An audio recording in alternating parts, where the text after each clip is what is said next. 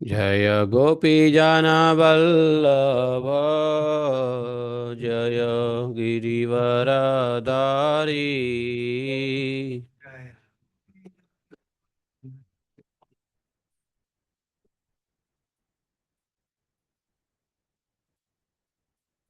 जय गोपीजनवल्लभ जय गिरिवरधारी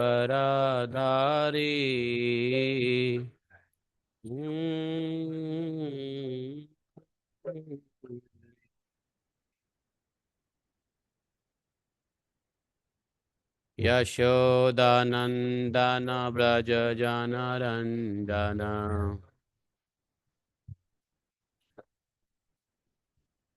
यशोदानन्दन व्रज जनरञ्जन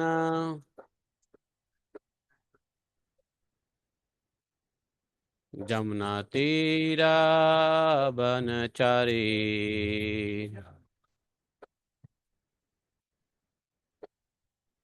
जमुना तीरा बनचरी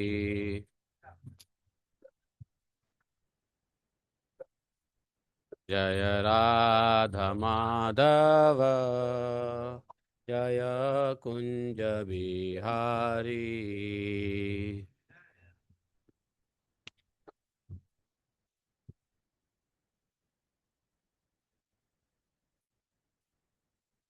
हरे कृष्णा कृष्ण कृष्ण हरे हरे हरे राम राम राम हरे हरे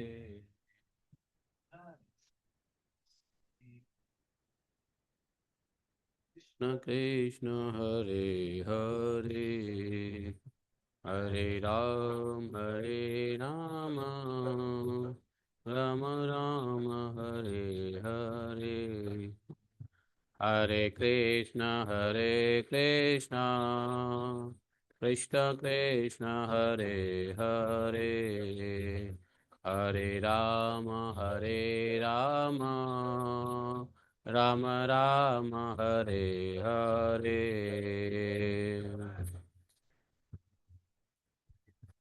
कृष्ण हरे हरे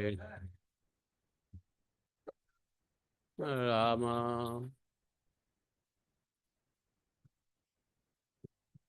हरे राधा माधव श्री राधे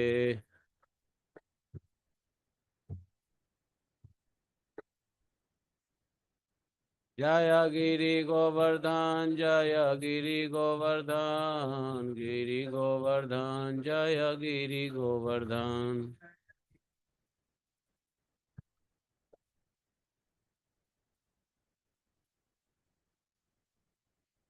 जय राधा कुंड श्याम कुंड राधा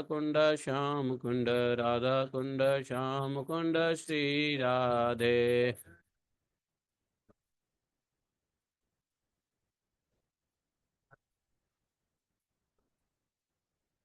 जय गिरि गोवर्धन जय गिरि गोवर्धन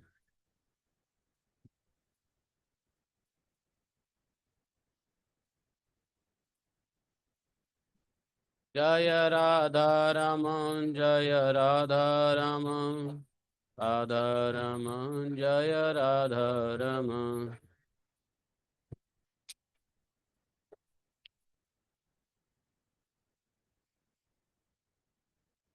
जय दामोदर राधा दामोदर श्री राधे राधा दामोदर राधा जय राधा गोपाल जू श्री राधे जय राधा गोपाल जू राधा गोपाल जय कृष्ण बलराम, जय कृष्ण बलराम, कृष्ण बलराम जय वृंदावन धाम।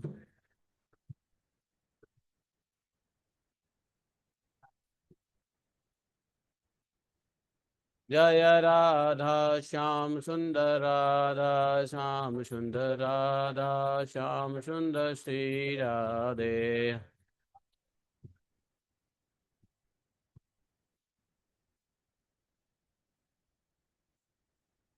जय गौरनिताय, जय गौरनिताय, गौरनिताय जय गौरनिताय।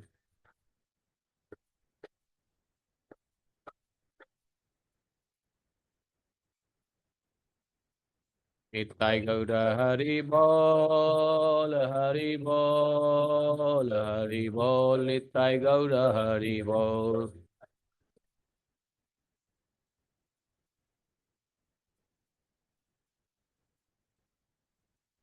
जय जय प्रभुपाद, प्रभुपाद, प्रभुपाद, जय जय प्रभुपाद।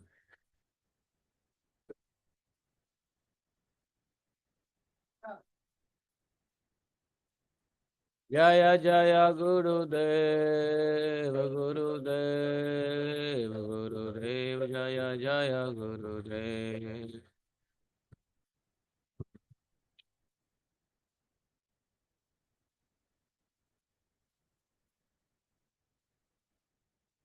प्रभुपाद की जय, गुरु महाराज की जय। अनंत कोट वैष्णव वृंद की जय, अनंत कोट वैष्णव गुरु वृंद की जय। वृंदावन धाम की जय, राधा कुंड श्याम कुंड गिरि गोवर्धन की जय। जय जय श्री राधे। ओम नमो भगवते वासुदेवाय। ओम नमो भगवते वासुदेवाय। ओम नमो भगवते वासुदेवाय। ओम नमो भगवते वासुदेवाय। नारायणं नमस्कृत्यं नरं चैव नरोत्तमं देवीं सरस्वतीं व्यासं ततो जयमुदीरयेत्। नष्टप्रायसु भद्रेषु नित्यं भागवतसेवया भगवतिरुत्तमश्लोके भक्तिः भवति नैष्ठिकी। ॐ जन्मान्तस्तन्वयादिततः चार्थे स्वभिज्ञः स्वराट् तेने ब्रह्महृदयादिकवये मुह्यन्ति यत् सूर्यः तेजो वारिमृदां यथा विनिमयो यतति सर्गो अमृषां धाम्ना सदा निरस्तकुहकं सत्यं परमं धीमहि। धर्मः प्रोजितकैत्वत्र परमो निर्मत्सराणां सतां वेद्यं मातृवस्तु शिवदं तापत्रयोन्मूलनं। श्रीमद्भागवत महामुनिकृते किं वा परमेश्वरः सद्यो हृदयदत्तकृतभिः शुश्रोभिततक्षणात् निगमकल्पतरोर्गलितं फलं सुखमुखाद् द्रवितसंयुतं पिबत भागवतं रसमालयं मुहुरहो रसिका भुवि भावुकाः। अहं सर्वस्य प्रभवो मत्तः सर्वं प्रवर्तते इति मत्वां भजन्ते मां बुधा भावा समन्विता मच्चित्ता मद्गतप्राणा बोधयन्तः परस्परं कथयतः मां नित्यं तुष्यन्ति च रमन्ति च तेषां सततयुक्तानां भजतां प्रीतिपूर्वकं ददामि बुद्धियोगन्तं येन मापुयान्ति ते तेषामेवानुकम्पार्थम् अहम् अज्ञानजं तमः नाशयात्मभावस्थो ज्ञानदीपेन भास्वता अहमेवासमेवाग्रे न अन्यत् सत् असत्परं पश्चादमते तस्य एव शिष्ये स्वस्मि अहम् ऋतेऽर्थं यत् प्रतीयेत न प्रतीयेत चात्मनि तद्विद्यादात्मनो मायां यथा भाषो यथात्मः यथा महान्ति भूतानि भूतेषु चावचश्यनु प्रविष्टानि अन्यप्रविष्टानि तथा तेषु न तेष्वहम् एतावदेव जिज्ञासुं तत्त्वजिज्ञासुनात्मना अन्यव्यतिरेकाभ्यां यत् स्यात् सर्वत्र सर्वदा। हरे कृष्ण कृष्ण कृष्ण हरे हरे, हरे हरे राम, राम राम हरे हरे। बोले गंतराज श्रीमद् भागवत महापुराण की जय। श्रील व्यासदेव भगवान की जय। श्रील सुखदेव गोस्वामी महाराज की जय। सरस्वती देव जी की जय। अनंत कोटि वैष्णव वृंद की जय। जय जय श्री राधे। तो आज है विजया एकादशी। और विजया एकादशी एक बड़ा इम्पोर्टेंट एकादशी भी है।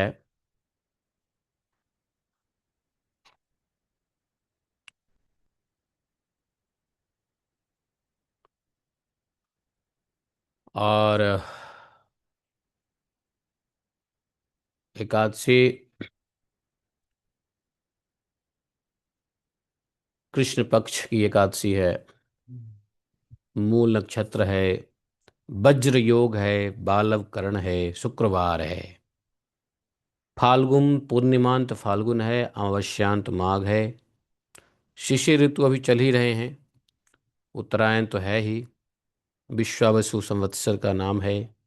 सिद्धार्थी संवत्सर भी कहते हैं। और आज मोस्ट इम्पोर्टेंट है कि एकादशी है, विजया एकादशी। आज मैं विजया एकादशी की कथा सुन रहा था, तो उसमें बता रहे थे कि इस एकादशी को खास करके भगवान श्री रामचंद्र जी ने भी किया था। जब वहाँ लंका की चढ़ाई से पहले लक्ष्मण जी ने भगवान राम से कहा कि हम लोग बानर की सेना है और बहुत बड़े दिग्विजयी रावण के साथ, त्रिलोकी विजयी रावण के साथ हम लड़ाई करने जा रहे हैं। क्यों नहीं अपनी विजय को सुनिश्चित कर लें। विजय तो होगी, लेकिन विजय को सुनिश्चित कर लें। इसके लिए कुछ क्यों ना, बाजू में एक ऋषि रहते हैं, उस ऋषि के पास जा कर के हम लोग पूछें तो वो हमें बता सकते हैं कि विजय किस प्रकार सुनिश्चित हो। तो ना ऋषि का नाम मुझे याद नहीं, लेकिन फिर रामचंद्र जी और लक्ष्मण जी की बात को रामचंद्र जी ने अनुमोदन किया। वो उनकी बात मान लिए। बात मान करके उन्होंने उन्होंने कहा कि ठीक है। गए और मिले ऋषि से। ऋषि ने कहा कि वैसे तो आप परमात्मा ही हो, आप सब कुछ जानते हो, विजय तो सुनिश्चित है ही आपकी। फिर भी लोक शिक्षा के लिए आप ऐसा प्रश्न कर रहे हो, तो हे रघुनाथ, आप विजया एकादशी का पालन करो। और करो ही नहीं, सभी बंदर से भी करवाओ। सभी सेनाओं से भी करवाओ, सेनापतियों को भी करवाओ। जो भी इस युद्ध में विजय के लिए लड़ेंगे, सबको यह एकादशी करनी है। तो भगवान राम ने उनके उनसे आदेश पा करके, निर्देश पा करके यह एकादशी का व्रत सबसे करवाया, सभी बंदरों से। बंदरों को भूखा रखना कितना मुश्किल काम है ना। सबको जो है ना करवाया और सुनिश्चित किया कि अब विजय तो हो ही जाएगी। तो यह एकादशी जो है, अगर किसी चीज़ में विजय प्राप्त करनी है तो उसके लिए बहुत अच्छा है। और विजय में भी सबसे बड़ी, तो क्या हम पराजय हैं जो हम विजय के लिए एकादशी करें? हाँ, बिल्कुल पराजय हैं। अपने इंद्रियों से पराजय हैं नहीं, तो कम से कम कुछ नहीं तो है। कोई दुश्मन नहीं तो इंद्रियां दुश्मन तो है ही। तो इंद्रियों के लिए भी विजय प्राप्त करने के लिए भी कर सकते हैं। तो ये विजय एकादशी आज है। श्रीमद् भागवतम में हम लोग आगे पढ़ेंगे सप्तदशो अध्याय, 17वां अध्याय। 17वां अध्याय में हिरण्यकशिपु इत्यादि का जन्म होगा। इत्यादि क्या, दो ही भाई है, हिरण्यकशिपु और हिरण्याक्ष। हैं? हाँ, हिरण्याक्ष हिरण्यकशिपु, तो इसका दोनों का जन्म होगा। तो कल हम लोगों ने देखा किस प्रकार से भगवान ने सनक आदि ऋषियों को, और सनक आदि ऋषि फिर भगवान को, दोनों के बीच संवाद, अद्भुत संवाद है, जिसमें भगवान ने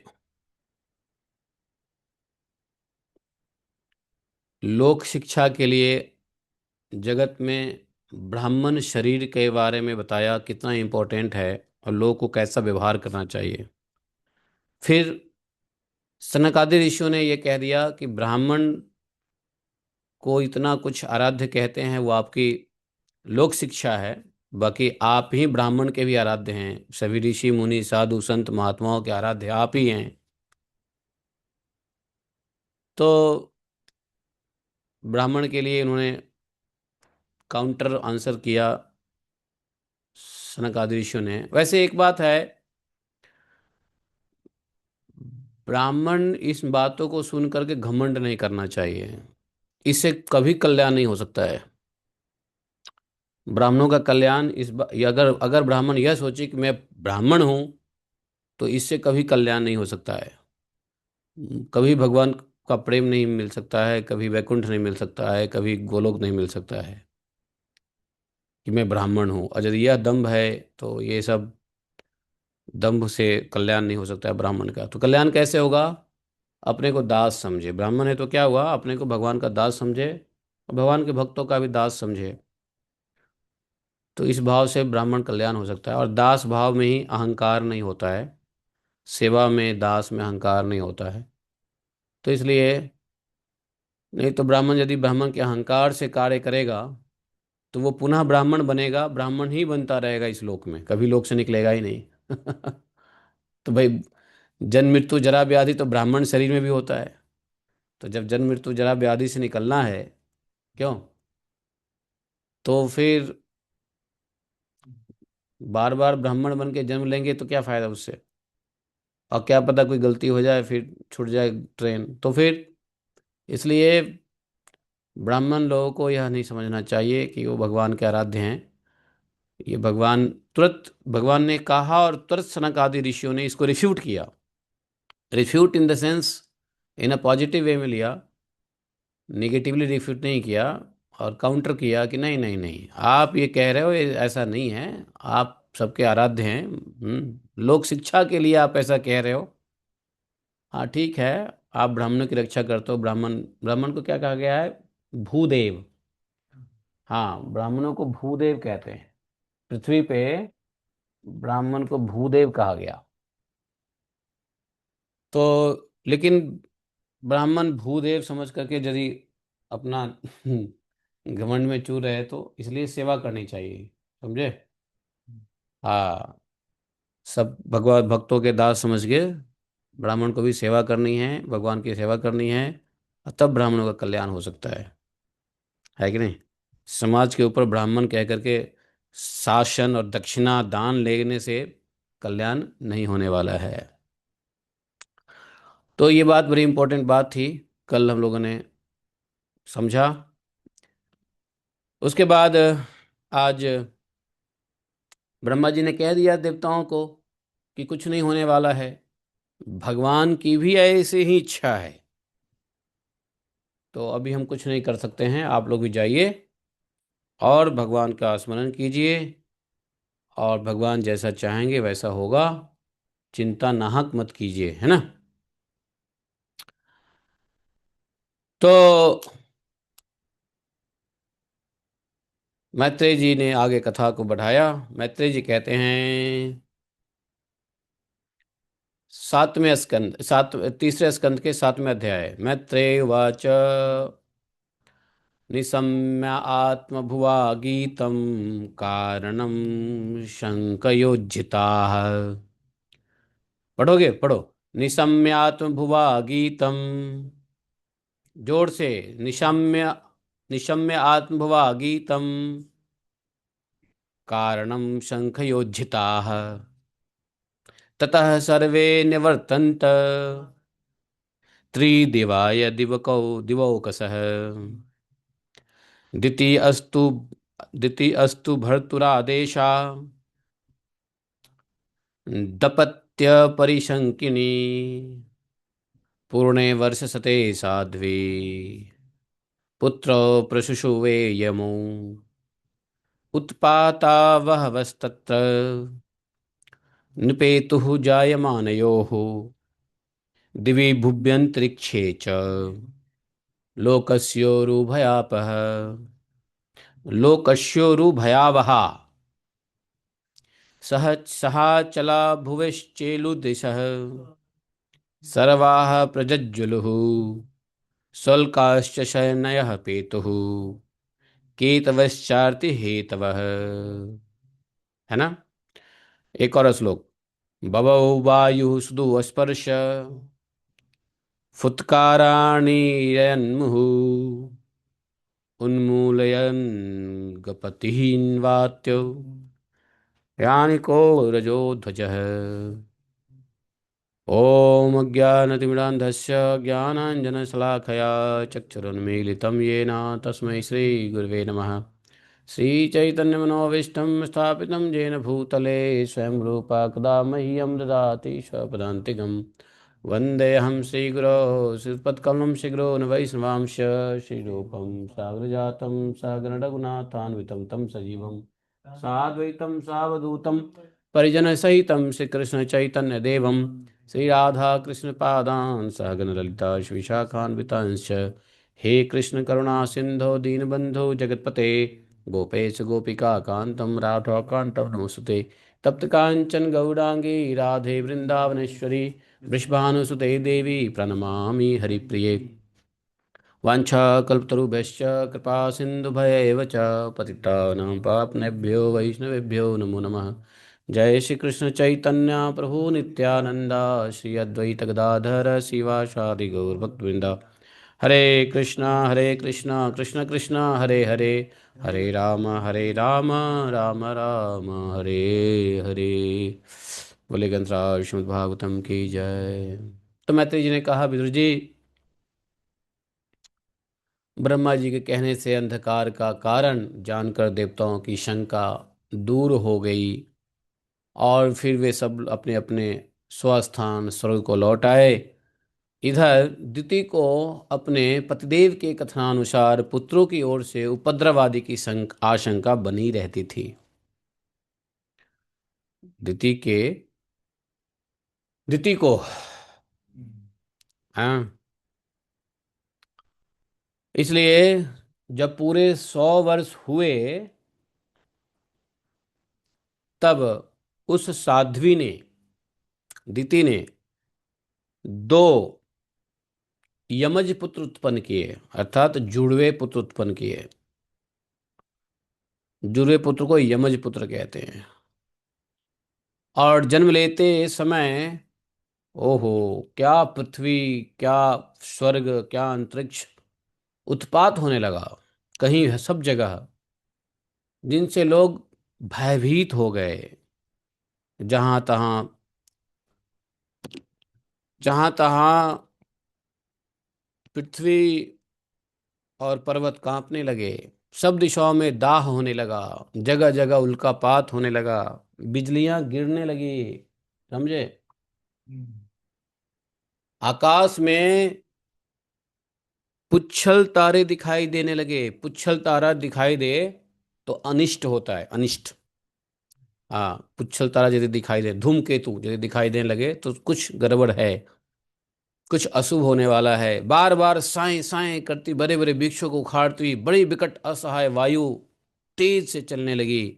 उस समय आंधी उसकी सेना और उड़ती हुई धूल ध्वजा के समान जान पड़ती थी, मानो बवंडर। भयंकर आंधी तूफान होने लगा, बिजलियां जोर जोर से चमकने लगी। ये सब होने लगा मानो खिलखिला रही थी बिजलियां। और घटाओं ने ऐसा सघन रूप धारण किया कि सूर्य चंद्र आदि ग्रहों के लुप्त होने से आकाश में गहरा अंधेरा छा गया। उस समय कहीं कुछ भी ना दिखाई दिया, दिखाई नहीं देता। समुद्र दुखी मनुष्य की भांति कोलाहल करने लगा और उसमें ऊंची ऊंची तरंगे उठने लगी समुद्र में, और उसके भीतर रहने वाले जीवों में बड़ी हलचल मच गई। नदियां, अन्य जलाशयों में भी बड़ी खलबली मच गई और उसके कमल सूख गए। सूर्य और चंद्रमा बार बार ग्रसे जाने लगे। किससे? राहु से। और चारों ओर अमंगल सूचक मंडल बैठने लगे। बिना बादल के ही गरजने का शब्द होने लगा। गुफाओं में से रथ की घरघराहट की आवाज निकलने लगा।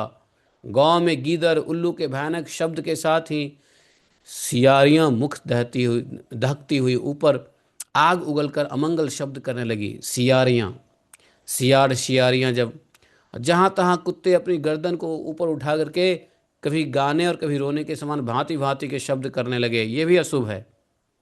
यदि कुत्ता मुंह उठा करके भौंकने लग जाए तो ठीक नहीं है ना। विदुर जी, झुंड के झुंड गधे और कठोर खुरों से पृथ्वी खोदते रेंगने का शब्द हैं करते हुए मतवाले होकर इधर उधर दौड़ने लगे। पक्षी गधों के शब्द से डरकर रोते चिल्लाते अपने घोंसलों से उड़ने लगे, और अपनी सिरकों में बंधे हुए और वन में चरते हुए गाय बैल आदि पशु डर के मारे मल मूत्र त्याग करने लगे। गाय तो ऐसे डर गई जैसे,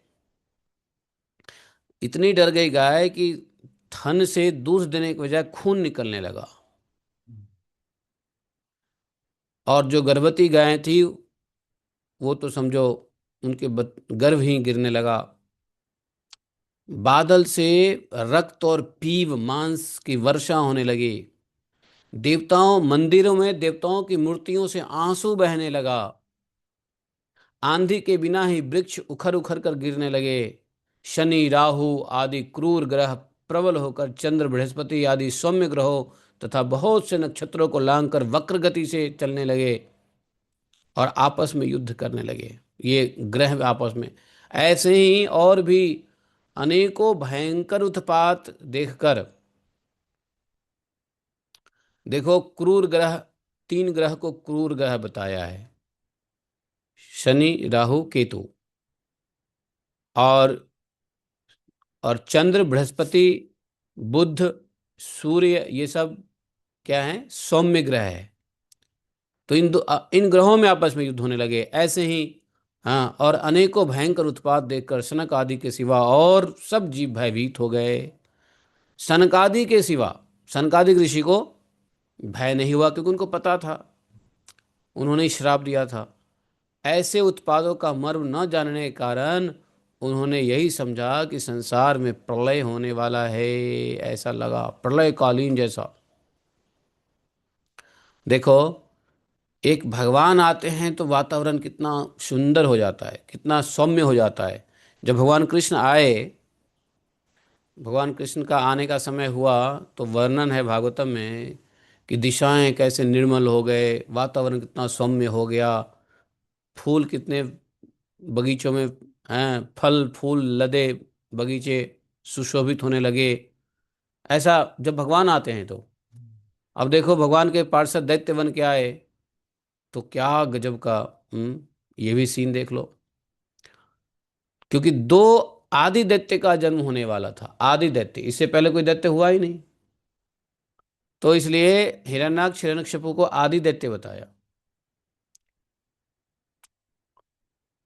अब इन दोनों का जन्म हुआ, फौलाद के समान कठोर शरीर से बढ़कर मानो पर्वत जैसा, जन्म होते ही पर्वत जैसा सब बढ़ गया, और उसका पराक्रम भी प्रकट हो गया। इतनी ऊंचाई हाइट थी कि सोने के मुकुट का अग्रभाग स्वर्ग को स्पर्श करता था, और विशाल शरीर से सारी दिशाएं आच्छादित हो जाती थी। समझे? उनकी भुजाओं में सोने के बाजूबंद चमचमा रहे। पृथ्वी पर जो एक एक कदम रखते वह भूकंप जैसा पृथ्वी डगमगा जाती, और जब वे खड़े होते थे तब उनकी जगमगाती हुई चमकीली करधनी से सुशोभित कमर और प्रकाश से सूर्य की को भी मात कर देती थी। वे दोनों यमज थे, यमज। यमज मतलब जुड़वा। प्रजापति कश्यप जी ने उनका नामकरण किया। उनमें से जो उनके वीर से दिति की गर्भ से पहला स्थापित हुआ था उसका नाम क्या रखा? हिरण्यकशिपु। और जो दिति के उदर से पहले निकला वह हिरण्याक्ष के नाम से विख्यात हुआ। तो हिरण्यकशिपु ब्रह्मा जी के वर से मृत्यु भय से मुक्त हो जाने के कारण बड़ा उद्यत हो गया था।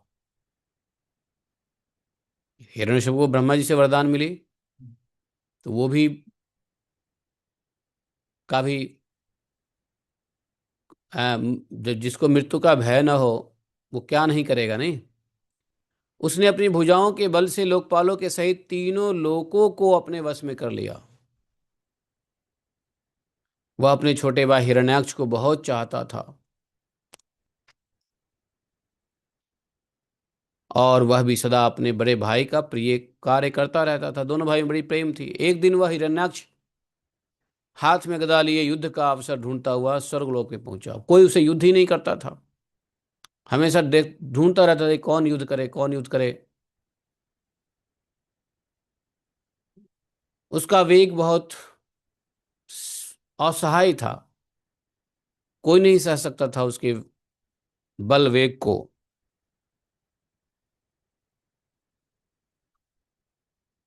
उसके पैरों में नुपुरों की झनकार हो रही थी, गले में विजय सूचक माला धारण किया हुआ था, कंधे पर विशाल गदा रखी हुई झम झम करते हुए, नुपुरों की झनकार करते हुए झन झन चल रहा था। उसके मनोबल, शरीर बल तथा ब्रह्मा जी के वर ने उसे मतवाला पागल कर रखा था। इसलिए वह सर्वथा निरंकुश, हमेशा निर्भय हो रहा था। कोई इस पे अंकुश नहीं लगा सकता था। ऐसा मत कर, वैसा मत कर, निरंकुश जो चाहता करता था। उसे देखकर देवता लोग डर के मारे वैसे ही दाएं बाएं सब छिप गए, जैसे गरुड़ के डर से सांप छिप जाते हैं। जब दैत्यराज हिरण्याक्ष ने देखा कि मेरे तेज के सामने बड़े बड़े गर्विले इंद्र आदि देवता भी छिप गए हैं, तब उन्हें अपने सामने न देखकर, अब जब स्वर्ग लोग गए लड़ाई करने के लिए, लेकिन सब कोई देखा ही नहीं, स्वर्ग सब खाली, कोई था ही नहीं। उसने भयंकर गर्जना की, कोई है लड़ने वाला, बाहर निकलो। ए इंद्र, कहाँ छुप पड़े हो, कायर, दुष्ट, अपने को बड़ा ये समझते हो, निकलो बाहर। चारों तरफ देखा, सारा स्वर्ग खाली, सब छुप गए थे, जैसे गरुड़ से सांप बिल में दुबक जाए। कोई ना मिला, वहां से लौट आए दैत्य। और लौट करके जल में खूब हिलकोरा मारने लगा, मतवाले हाथी के समान गहरे समुद्र में घुस गया, जिसमें लहरों की बड़ी बड़ी भयंकर गर्जना हो रही थी। एक बात बताऊं,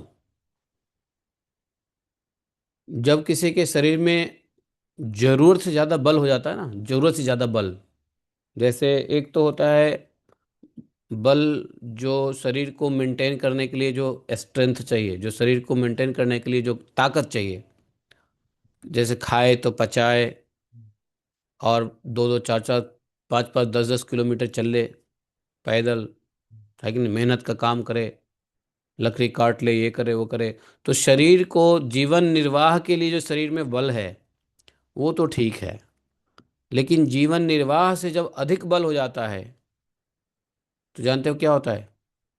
वह व्यक्ति बल का प्रयोग करेगा। भाई धन यदि जरूरत से ज्यादा हो तो क्या करोगे? अनुचित प्रयोग करोगे, फालतू की वस्तु खरीदोगे, फालतू की जगह घूमोगे, फालतू की जगह कहीं जाओगे, खाओगे पियोगे, मस्ती करोगे।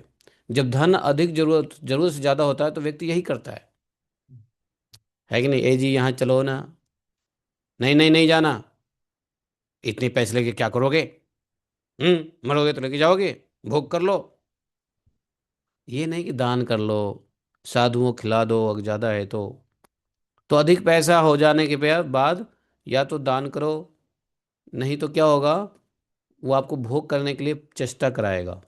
ऐसे ही शरीर में भी जब अधिक बल हो जाता है, तो वह व्यक्ति क्या करेगा, कुछ न कुछ फालतू का काम करेगा।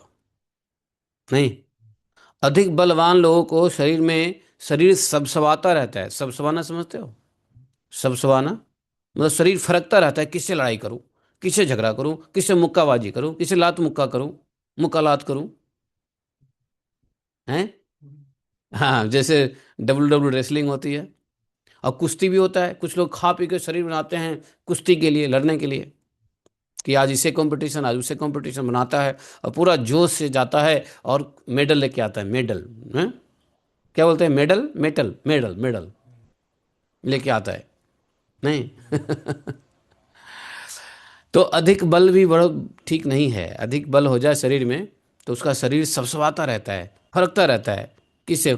और रास्ते चलते किसी को लात मार देगा, रास्ते से किसी को उदंडता कर देगा, कुछ उठा के पटक देगा, है कि नहीं। तो इतना बल है बेचारा, किससे लड़े वो। स्वर्ग में गया, कोई लड़ने वाला नहीं। पृथ्वी पे कोई लड़ने वाला नहीं। अंत में जल में ही अपना जो है ना, मतवाले हाथी की तरह पूरा जल को ही, समुद्र के जल को ही पूरा इधर उधर कर रहा है। लहरों में गर्जना हो रही है, कोई है जो मुझसे लड़ेगा, और अब पानी को ही मार रहा है। चलो, हैं, इससे भी उसकी थोड़ी शरीर का खर्च हैं। और पता है क्या हुआ, वो इतना गरजने लगा समुद्र में, मैं लड़ना चाहता हूँ, हे विधाता भेजो किसी को लड़ने के लिए, मैं लड़ना चाहता हूँ। अपने पूरे शरीर को क्या कर रहा था, समुद्र में हिलकोरा लगा रहा था। अब समुद्र में हिलकोरा लगावे, यहाँ वरुण जी डर गए हैं। जैसे ही उसने समुद्र में पैर रखा, डर के मारे वरुण जी के सैनिक और जलचर जीव, जल में रहने वाले जितने भी जीव थे, राक्षस और जो भी, सब के हक बक्का, सब हक्का बक्का हो रह गया। किसी ने कोई भी छेड़छाड़ नहीं किया, कोई नहीं आया उसके सामने लड़ने के लिए समुद्र में भी। और सब घबरा के दूर भाग गए। मतलब उस महाबली हिरण्याक्ष ने कई वर्षों तक समुद्र में ही घूमता रहा। समुद्र में है, समुद्र का पानी वैसे भारी होता है नहीं। उसके अंदर जरा नाच के दिखाओ, पानी में जाके नाच के दिखाओ, कितना मेहनत लगता है। तैरने में इतना मेहनत लगता है।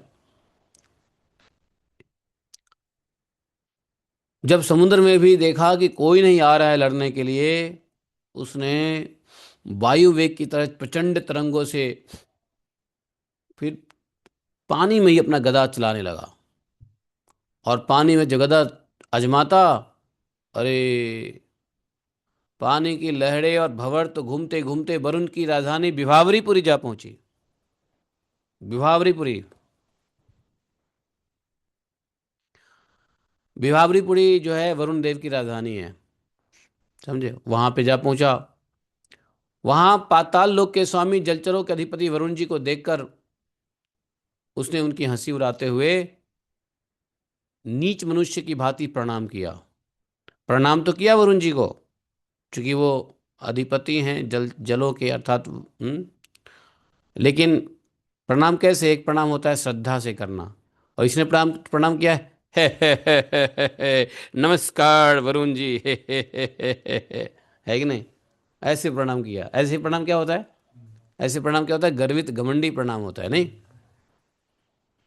हंसी उड़ाते हुए, लिखा हुआ है, हंसी उड़ाते हुए हैं प्रणाम किया।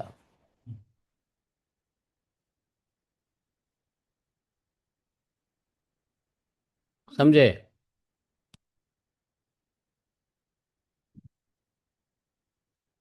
अब क्या हुआ,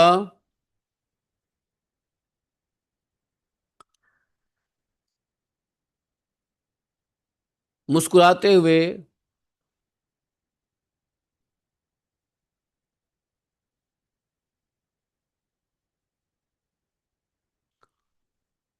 व्यंग से कहा, महाराज, मैं लड़ना चाहता हूं, मुझे युद्ध की भिक्षा दीजिए, ऐसा। स्वर्ग लोक के देवता तो भाग गए थे, वरुण जी सामने दिख गए समुद्र में, और कहा कि मुझे युद्ध की भिक्षा दीजिए, मैं युद्ध करना चाहता हूं। हे प्रभु, आप तो लोकपाल, राजा और बड़े कीर्तिशाली हैं। जो लोग अपने का जो लोग अपने को बांका वीर समझते हैं, उनके वीर मद को भी आप चूर्ण कर चुके हैं। और पहले एक बार आपने संसार के समस्त दैत्य दानवों को जीतकर राजसूय यज्ञ भी किया था, वरुण जी ने। उस मद से उन्मत्त शत्रु को के इस प्रकार बहुत उपहास किया वरुण जी को। वरुण जी को क्रोध तो बहुत आया, लेकिन वरुण जी जानते थे कि इसको मैं नहीं हरा पाऊंगा। तो जब जब आप कुछ नहीं कर सकते हो तो क्या होता है, क्रोध पीना पड़ता है। जब क्रोध क्रोध आए तो क्रोध में पी जाना चाहिए, जब सामने वाला पार्टी बलवान हो तो उन्हें अपने क्रोध को पी गए और बदले में उनसे कहा, भाई हमें तो अब युद्ध आदि का कोई चाव रहा नहीं। देखो पहले युद्ध हमने किया है, हमने युद्ध हम पहले किए हैं, ठीक है, पहले दैत्यों को हमने हराया है, राजसूय यज्ञ किया है, लेकिन अब हमें युद्ध में कोई इंटरेस्ट नहीं है, चाव नहीं है। युद्ध में अब मेरा कोई चाव नहीं है, मतलब इंटरेस्ट नहीं रह गया। देखो भगवान पुराण पुरुष के सिवा हमें और कोई ऐसा दिखता भी नहीं है जो तुम जैसे रणकुशल वीर से युद्ध में संतुष्ट कर सके तुम जैसे को। यज्ञ पुरुष ही तुमको, इसलिए हे दत्तराज, तुम यज्ञ पुरुष के पास ही जाओ, वही तुम्हारी कामना पूर्ण करेंगे। तुम जैसे वीर उन्हीं का गुणगान किया करते हैं, वे बड़े वीर हैं, तुम जाओ उनसे लड़ाई करो। उनके पास पहुंचते ही तुम्हारी सारी सेखी पूरी हो जाएगी। सेखी समझते हो? सेखी मतलब सारा अकर।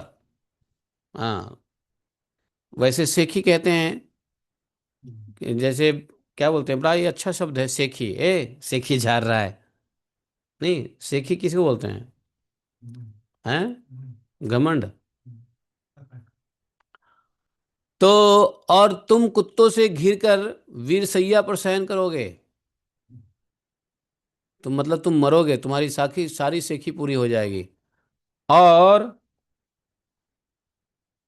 वे तुम जैसे दुष्टों को मारने और सत्पुरुषों पर कृपा करने के लिए अनेक प्रकार के रूप धारण किया करते हैं। समझे? तो इस प्रकार से जो है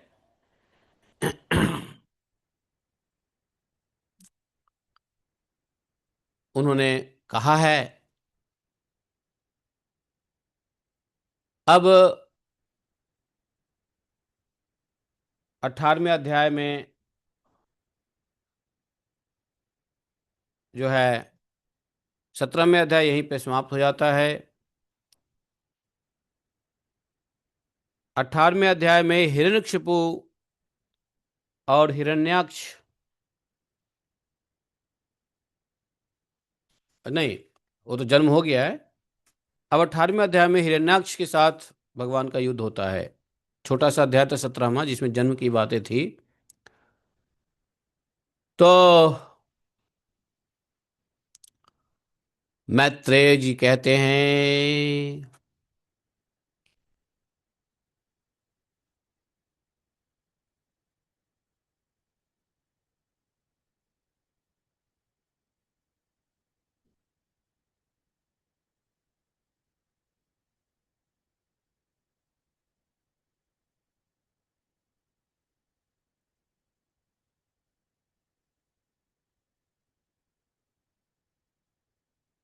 मैत्रेय जी बोले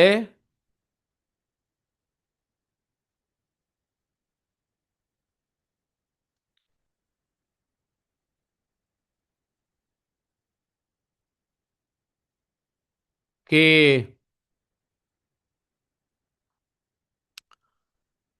तदेव का तदेव मार्कण्य जलेशभाषितम् महामना तद्विगन् दुर्मदः हरेह विदित्वा गतिमङ्गनारदाद रसातलं निर्विशेत्वरान्वितः ददर्श तत्राभिजितं धराधरम्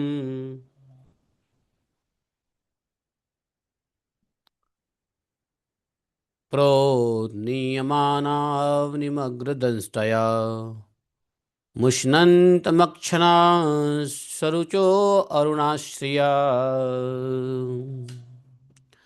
जहास जाहो वनगोचरो मृगः। तो यहाँ पर मैत्री जी कहते हैं कि विदुर जी, अरुण जी की बात अरुण जी की यह बात सुनकर जब मदमत्त दैत्य बड़ा प्रसन्न हुआ, उसने इसके इस कथन पर कि तू उनके हाथ से मारा जाएगा कुछ भी ध्यान नहीं दिया। वो तो पागल था, मद से उन्मत्त था।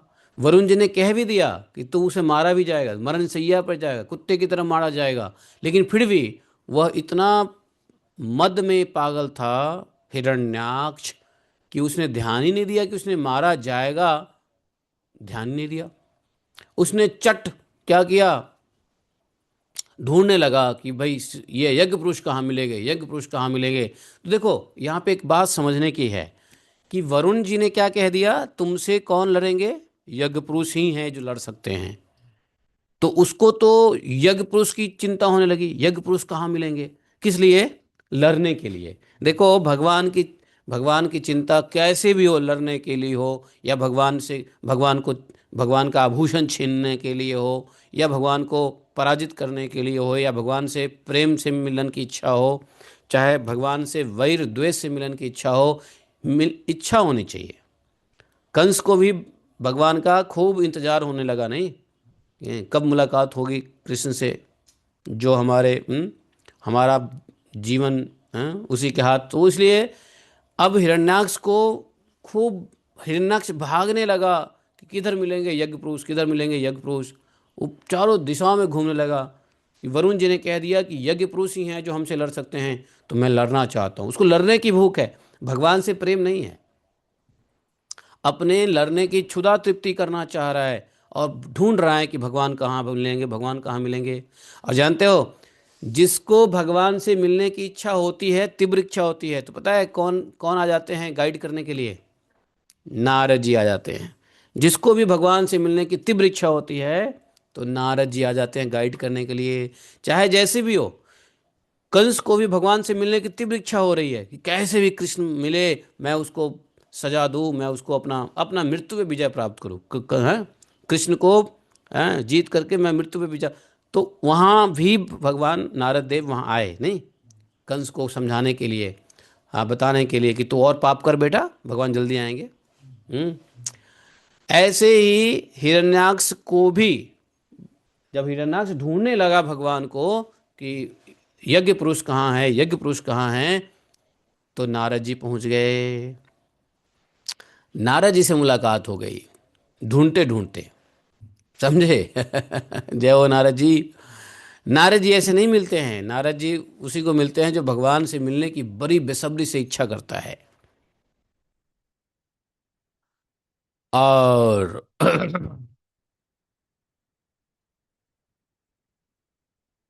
वो नारद जी ने उनको बता दिया। नारद जी आए, नारायण नारायण नारायण, ए ठहरो ठहरो मुनि, बताओ ये यज्ञ पुरुष कहाँ मिलेंगे। तो नारद जी ने कहा यज्ञ पुरुष चाहिए, क्यों चाहिए, अरे हमको लड़ाई करना है।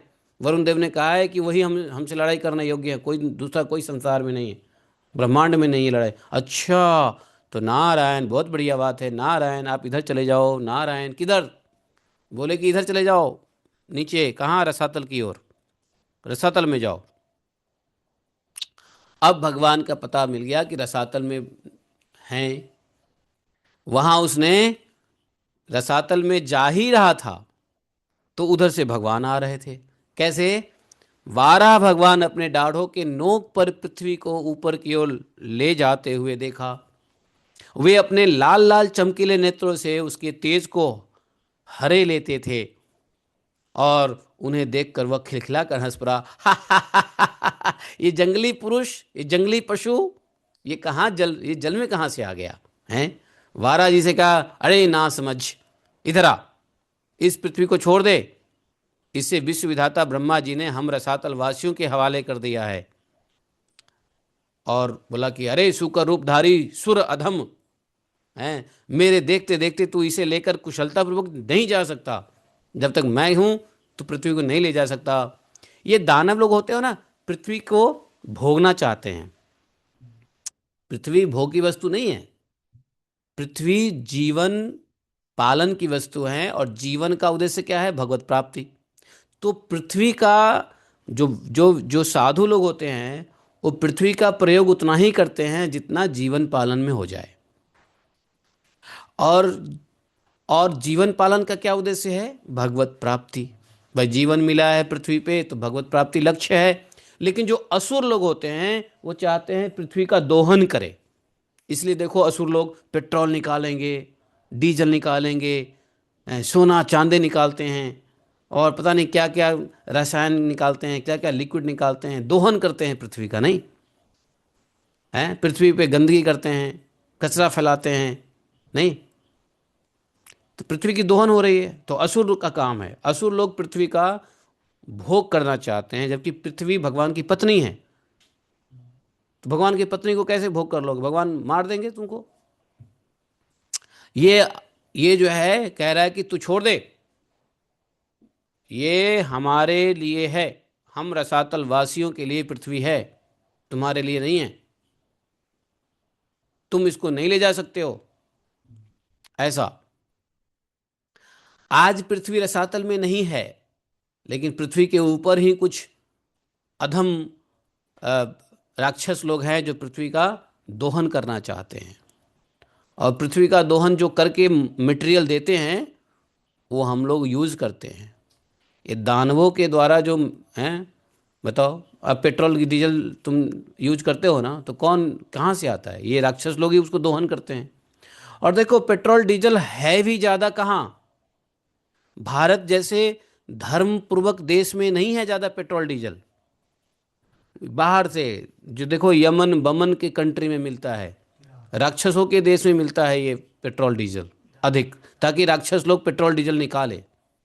ये भारत भूमि जहाँ रामकृष्ण की भूमि है, वहाँ पे पेट्रोल डीजल मिलता ही नहीं है कि तुम पृथ्वी माता को तुम क्या करो, हैं, दोहन करो।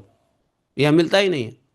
वहाँ मिलता है जहाँ राक्षस लोग रहते हैं, और वही लोग करते हैं दोहन, और दोहन करके आपके यहाँ भेजते हैं, आप रिफाइन करके यूज करते हो। तो भाई ऐसा तो है, पृथ्वी के दोहन में हमारा भी तो हाथ है। हम पेट्रोल डीजल यूज करते हैं, पेट्रोल डीजल से बनी हुई बिजली हम यूज करते हैं। तो ये राक्षस लोग का काम है। इसलिए कलयुग में सब राक्षस हुए पड़े हैं, सब राक्षस हुए पड़े हैं। कोई कोई डायरेक्ट राक्षस हो रहा है, कोई इनडायरेक्ट राक्षस हो रहा है, नहीं? पृथ्वी माता से भैया प्रणाम कर लो कि हे पृथ्वी माता माफ करना, आप राक्षसों ने आपके दोहन से जो वस्तु बनाया है उसका हम प्रयोग कर रहे हैं, वास्तव में नहीं करना चाहिए। इसीलिए भारतवर्ष में साइंस एंड टेक्नोलॉजी ने डेवलप नहीं किया। यही कारण है साइंस एंड टेक्नोलॉजी भारत में डेवलप नहीं किया, क्योंकि भारत के ऋषि मुनि चाहते तो कुछ भी कर सकते थे। जब वो एक मंत्र से हवाई जहाज उड़ा सकते हैं तो क्या नहीं कर लेते? लेकिन भारत के ऋषि मुनि ने भारत को भौतिक रूप से नहीं प्रगति किया। कारण क्या है? भौतिक रूप से प्रगति प्रगति करोगे तो भैया प्रकृति का नुकसान करोगे। जितने भौतिक प्रगति होता है, भौतिकवादी प्रयोग जो प्रोग्रेस होता है, वो सब क्या होता है? हैं? प्रोग्रेस नहीं है, रिग्रेस है। प्रकृति को नुकसान करते हैं? नहीं करते हैं प्रकृति को नुकसान। और प्रकृति कौन है? माता प्रकृति। हम्म? भूमि माता को गंदा करेंगे, प्रकृति का नुकसान करेंगे। इसीलिए हमारे ऋषि मुनियों ने, बहुत लोग सोचते हैं, कहते हैं अरे तुम्हारे ऋषि मुनियों ने पहले से ट्रिग्नोमेट्री इन्वेंट किया तो पहले एरोप्लेन क्यों नहीं बना लिया, पहले आविष्कार क्यों नहीं किया? अरे गधों, इसलिए आविष्कार नहीं किया हमारे ऋषि मुनियों ने कि भाई हमारे ऋषि मुनि प्रकृति और धरती को माँ समझते हैं, और माता का दोहन नहीं करते हैं, माता का कोई नुकसान नहीं पहुंचाते हैं, है? इसलिए हमारे भारतवर्ष में भौतिकवादी प्रगति नहीं है। और भौतिकवादी प्रगति कहाँ है? जहाँ पे दानव लोग रहते हैं, अमेरिका में, यूरोप में, मिडल ईस्ट में, जहाँ दानव लोग रहते हैं, भौतिक प्रोग्रेस चाहते हैं। बराबर है? तो यही कारण है कि हमारे भारत में सिर्फ ये ऋषियों का धरती है, ये मुनियों का धरती है, ये भगवान का धरती है, रामकृष्ण की भूमि है, नारायण बुद्ध की भूमि है, नर नारायण रामकृष्ण, नर नारायण भगवान बुद्ध की भूमि है ये, नहीं? यहाँ पे ऐसा कोई काम नहीं होगा जो गलत हो। इसलिए वो लोग, और दूसरी चीज, जीवन का एक ही लक्ष्य था, क्या है? जब हाँ भगवत प्राप्ति। तो भगवत प्राप्ति में भौतिकवादी कहाँ से आएगा? भौतिकवादी प्रोग्रेस तो भगवान से दूर रखेगा। तो यही समझो यहाँ पे, ये जो राक्षस लोग कह रहे हैं कि भाई रसातल वासियों के लिए हवाले कर दिया है, तुम मेरे देखते देखते तुम पृथ्वी को नहीं ले जा सकते हो आराम से। और तुम सुनो, तुम हो यज्ञ पुरुष, लेकिन तुम लुका छिपी का खेल करते रहते हो और पता नहीं नाना प्रकार के रूप बना करके दैत्यों को जीत लेते हो और मार डालता है। इसी से हमारे शत्रुओं ने हमारा नाश कराने के लिए तुझे पाला है। हमारे शत्रुओं ने अर्थात देवताओं ने, असुरों का शत्रु कौन? देवता होता है। तो देवताओं ने हमारा नाश कराने के लिए तुझे पाला है। अर्थात विष्णु को कौन पालते हैं? राक्षस तो समझते हैं कि विष्णु को देवता पालते हैं, देवता विष्णु को। लेकिन उल्टा बात है, देखो विष्णु ही देवता को पालते हैं नहीं, लेकिन असुरों की बुद्धि तो उल्टी होती है। जो असुर होते हैं ना, वो नहीं समझेंगे, है ना। भक्तों की बात असुर लोग नहीं समझते, समझे आप। उनको पहले नहीं समझ में आएगी, पहले अपना मद में पागल रहेगा, अपना घमंड में पागल रहेगा कि मैं ही हूँ, मैं ही हूँ, मैं हूँ पैसा वाला हूँ। अरे भाई, कोई गरीब भक्त भी कह रहा है तो सुन लो। भक्त गरीब होता नहीं है, वो तो हरि नाम का धनी होता है। लेकिन ये राक्षस लोग ऐसे होते हैं जो प्रेम की बात नहीं समझते, प्रेम से नहीं समझते हैं। जब टेढ़ी उंगली करी जाती है तब उनको समझ में आता है, समझे। तो ये कौन कह रहा है? हिरण्याक्ष कह रहा है कि शत्रुओं ने हमारा नाश कराने के लिए तुझे पाल रखा है। मूढ़, तेरा बल तो योग माया ही है। योग माया से तू जीतता है, बाकी कोई बल नहीं है तेरे में, और कोई पुरुषार्थ तुझ में है ही नहीं। आज तुझे मैं मार करके अपने बंधुओं का शोक दूर करूंगा। कौन? राक्षसों लोगों का शोक दूर करूंगा। तू बड़ा राक्षसों को मारता आया है ना, दैत्यों को मारता आया है ना। जब मेरे हाथ से छूटी हुई गदा के प्रहार से सिर फट जाने के कारण तू मर जाएगा, तब तेरी आराधना करने वाले जो देवता और ऋषि हैं सब जड़ से कट जाएंगे। अर्थात जब यज्ञ पुरुष भगवान को ही जब नाश कर देगा तो सभी जड़ से कट जाएंगे। क्योंकि देवता ऋषि सब किसके मूल में कौन है? देवता और ऋषि के मूल में कौन है? विष्णु भगवान है। तो बोले सब जड़ से कटे कटे हुए वृक्ष की भांति अपने आप नष्ट हो जाएंगे। तेरे को मारूंगा मैं, तेरे मरते ही, तुझ विष्णु को मरते ही सारे ऋषि और देवता लोग नष्ट हो जाएंगे। हिरण्याक्ष भगवान को ऐसी दुर्वचन बाणों से उल्टे सीधे कहे जा रहा था, बड़ी बल वो, है ना। है अब क्या हुआ? भगवान ने, शुकर भगवान ने दांत की नोक पर स्थित पृथ्वी को भयभीत देखकर वह चोट सह ली। पृथ्वी भयभीत थी, भगवान की पत्नी है पृथ्वी, और पृथ्वी जब साथ में है अर्थात पत्नी साथ में है, पति पत्नी जा रहे हैं, कोई सामने आ गया, ए इधर आ, तेरे को मारूंगा मैं। बेचारा क्या सोचेगा? अरे पत्नी के साथ लड़ूंगा तो पत्नी डर जाएगी, नहीं। तो भगवान ने सब बर्दाश्त किया, क्यों? साथ में पत्नी है, साथ में पृथ्वी देवी है साथ में। जो कुछ भी कहा उसने, भगवान ने बर्दाश्त कर लिया। क्यों? अगर यहाँ लड़ाई करूंगा पृथ्वी के सामने तो पृथ्वी भयभीत हो जाएगी। सभी बातों को सह लिया भगवान ने, और जल से बाहर निकल आए। वो पीछे पीछे चिल्लाता रहा, भगवान आगे आगे बढ़ते हुए जल से बाहर निकल आए। भगवान ने उसके चुनौती का कोई जवाब नहीं दिया और जल से बाहर निकले। तो जैसे ग्राह, ग्राह मतलब मगरमच्छ जैसे हाथी का पीछा करता है ना पकड़ने के लिए, वैसे ही वह दैत्य हिरण्याक्ष भगवान का पीछा किया और भगवान को कह रहा है, ए तू भाग कहाँ रहा है, रुक जा रुक जा, तुम्हें भागने में लज्जा नहीं आती हैं? लेकिन भगवान इसलिए नहीं जवाब दे रहे हैं कि भैया पत्नी साथ में है। भाई जब देखो, जब पत्नी और बहन, माँ पत्नी जब साथ में हो तो कोई लड़ाई करता है क्या? है? कितना भी बलवान व्यक्ति होगा, यदि पत्नी और माता और बहन साथ में होगा तो लड़ाई नहीं करेगा। क्यों भाई? साथ में लेडीज है, इसको डर लगेगा। पहले पत्नी को, माता को, बहन को जो साथ में है उनको ठीक ठाक जगह पे रख दो, फिर आराम से लड़ाई करेंगे। अब क्या हुआ, भगवान ने पृथ्वी को लेकर जल के ऊपर एक स्थान पे रख दिया। अब बोले कि देखो पृथ्वी, तुम यहीं ठहरना, ठीक है। उन्होंने अपने आधार शक्ति का संचार किया और आधार शक्ति से पृथ्वी को टिका दिया जल में। और तब जाकर के हिरण्याक्ष के सामने पहुंच गए। जैसे ही हिरण्याक्ष के सामने आए, अब लड़ाई करने के लिए, उधर ब्रह्मा जी देवता लोगों ने फूल बरसाए।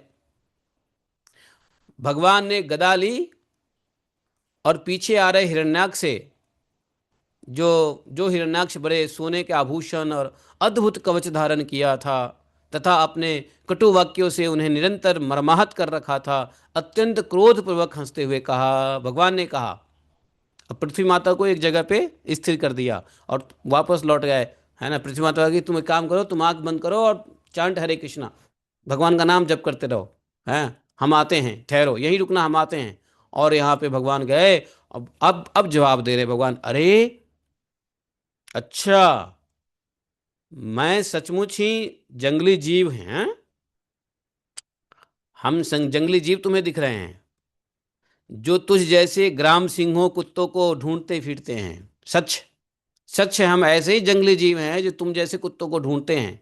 दुष्ट वीर पुरुष, तुझ जैसे मृत्यु पास में बधे हुए अभागे जीवों की आत्मश्लाघ पर ध्यान नहीं देते। हाँ, हम रसातल वासियों की धरोहर चुरा कर और लज्जा छोड़कर तेरी गदा के भय से यहाँ भाग आए हैं। हम में ऐसी सामर्थ्य ही कहाँ है कि तेरे जैसे यूनिक वीर के सामने युद्ध में ठहर सके। फिर भी हम जैसे तैसे तेरे सामने खड़े हैं। तुझ जैसे बलवानों से बैर बांध कर हम जा भी कहाँ सकते हैं। आजा, चल लड़ाई कर ले। हैं, तू पैदल वीरों का सरदार है, इसलिए अब निशंक होकर उधेर बुन छोड़कर हमारा अनिष्ट करने का प्रयत्न कर। हमें मार कर अपने भाई बंधु का आंसू पोंछ ले, चल। अब देर मत कर, तुम हमें मार, चल। जो अपनी प्रतिज्ञा का पालन नहीं करता वह असभ्य है। तुमने अभी अभी अभी बोला ना कि तुझे मार के मैं अपने बंधुओं का भला करूंगा, चल मार मेरे को। हम्म। मैत्रेय जी कहते हैं, विदुर जी, जब भगवान ने भी क्रोध से उस दैत्य का इस प्रकार खूब तिरस्कार किया, उपहास किया, तब वह पकड़ कर खिलाए जाते हुए सांप के समान क्रोध से तिलमिला उठा। वह खींच कर बड़ी लंबी लंबी सांस लें, कौन, हिरण्याक्ष, और उसकी इंद्रियां क्रोध से क्षुब्ध हो उठी और उस दुष्ट दैत्य ने बड़े वेग से लपक कर भगवान पर गदा का प्रहार कर दिया, है कि नहीं। किंतु भगवान ने अपने छाती पर चलाई हुई शत्रु की गदा के प्रहार को कुछ टेढ़े होकर बचा लिया। ठीक वैसे जैसे योग सिद्ध पुरुष मृत्यु के आक्रमण से अपने को बचा लेता है। फिर वह क्रोध से उठा और चबाता हुआ अपनी गदा लेकर घुमाने घुमाने लगा हैं। और भगवान भी कुपित होकर बड़े वेग से उसकी ओर झपटे। भगवान भगवान क्या नाम है, भगवान वाराह देव ने, शुकर, शुकर भगवान ने क्या किया, हैं, पैतरे बदले, खूब लड़ाई हुई। गदा युद्ध का कौशल देखने वाला था। खूब लड़ाई हुई, कभी वो उसको मारते, कभी वो उनके ऊपर। जब हिरण्याक्ष मारते तो भगवान ऐसे बच जाते जैसे, है ना। और जब भगवान मारते तो हिरण्याक्ष भी गिर के, लेट के फिर से उठ जाता और फिर से गदा युद्ध करने लगता। मतलब इतने लड़ाई हुई, इतनी है, घाव बहने लगे, मतलब खून भी बहने लगे। फिर भी क्रोध में उठता था वो दैत्य और फिर से लड़ाई करने लग जाता था। इतना लड़ाई हुआ कि ऊपर से ब्रह्मा जी और सभी देवता लोग देख रहे थे। ब्रह्मा जी और सभी देवता देख रहे थे लड़ाई को, और सब लोग डरने लगे।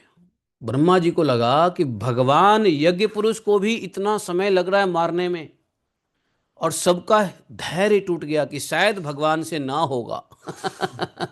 शायद भगवान से ये दैत्य नहीं मरेगा इतना देर।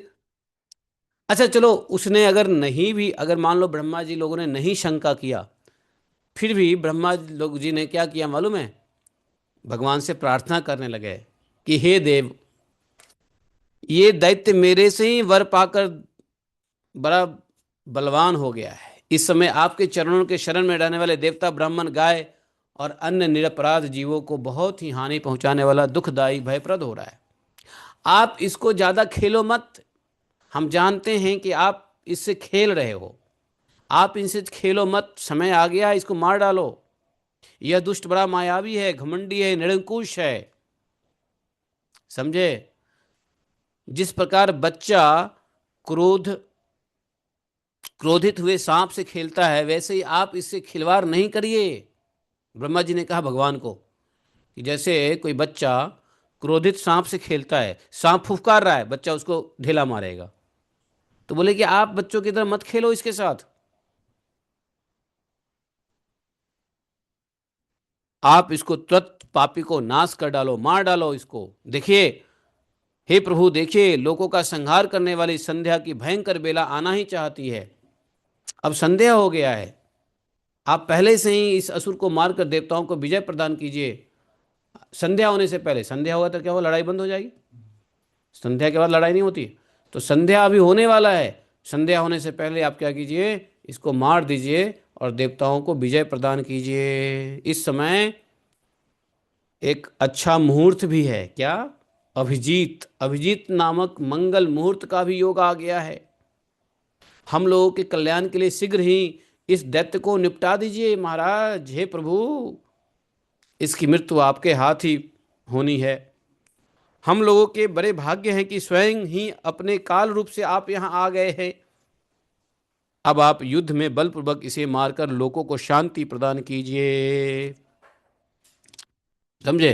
तो ब्रह्मा जी ने भगवान की स्तुति की। दिष्टया त्वाम विहितम मृत्यु। क्या बोला? दिष्टया त्वाम विहितम मृत्यु मयमासादितः स्वयं विक्रम्येन मृधे हत्वा लोकानाधेहि शर्मणि। इस प्रकार से हम लोगों ने 2 अध्याय पढ़ लिया। एक में हिरण्याक्ष और हिरण्यकशिपु का जन्म के समय क्या भूचाल मचा। दूसरा, हिरण्याक्ष के साथ वाराह भगवान का युद्ध कैसे हुआ। इस प्रकार से अब जैसे ही भगवान से ब्रह्मा जी ने प्रार्थना किया, भगवान ने क्या किया, फट से उसको मार दिया। तो हिरण्याक्ष वध और ब्रह्मा जी के अन्य सृष्टियों की जो रचना होती है, ब्रह्मा जी की रची हुई अन्य प्रकार की सृष्टि को हम लोग कल पढ़ेंगे। आज 2 ही अध्याय काफ़ी है। ठीक है? हमको किसी काम से मथुरा जाना है तो जल्दी ख़त्म करते हैं, और ताकि हम 10:30 तक मथुरा पहुंच जाएं, 11 बजे तक मथुरा पहुंच जाएं। तो हम यहीं पर रुक जाते हैं। आज हम लोग कौन से अध्याय? अष्टादशो अध्याय है। तो एकोनविंशो अध्याय हम लोग कल पढ़ेंगे। जो 19वां अध्याय है हम लोग कल पढ़ेंगे, 13 फरवरी। ये अध्याय हम लोगों ने पिछले साल 28 जनवरी 2025 को पूरा किया था। जो 13 फरवरी को हम लोग इसको पढ़े हैं। बोलिए ग्रंथराज श्रीमद्भागवतम की जय। यज्ञ पुरुष वाराह भगवान की जय। एकम शास्त्रम देव की पुत्र गीतम, एको देवो देव की पुत्र एव, एकम मंत्रस्य तस्नामानि यानि कर्मापि तस्य दिवस्य सेवा। त्वमेव माता च पिता त्वमेव, त्वमेव बन्धुश्च सखा त्वमेव, त्वमेव विद्या द्रविणं त्वमेव, त्वमेव मम सर्वदेव देवः। कृष्णाय वासुदेवाय हरे परमात्मने प्रणतक्लेशनाशाय गोविन्दाय नमो नमः। हे कृष्ण करुणा सिंधो दीनबंधो जगतपते गोपेश गोपिका कांतम राधा कांतम नमोस्तुते। तप्त कांचन गौरांगी राधे वृंदावनेश्वरी वृषभानुसुते देवी प्रणमामि हरिप्रिये। वाञ्छाकल्पतरुभ्यश्च कृपा सिन्धुभैव च पतितानां पापनेभ्यो वैष्णवेभ्यो नमो नमः। जय श्री कृष्ण चैतन्य प्रभु नित्यानंद, श्री अद्वैत गदाधर शिवासादि गौर भक्तवृंद। हरे कृष्ण कृष्ण कृष्ण हरे हरे, हरे राम राम राम हरे हरे। हरे कृष्णा। तो अब हम लोग पढ़ेंगे श्री नंदनंदन स्तोत्र और पढ़ेंगे क्या, गर्ग संहिता। लेकिन 5 मिनट का ब्रेक है। माता जी 5 मिनट कीर्तन करो जरा, 5 मिनट में मैं आता हूँ। 5 मिनट का ब्रेक लेते हैं। हाँ, हरे कृष्णा। हाँ, राधे राधे जी, 5 मिनट।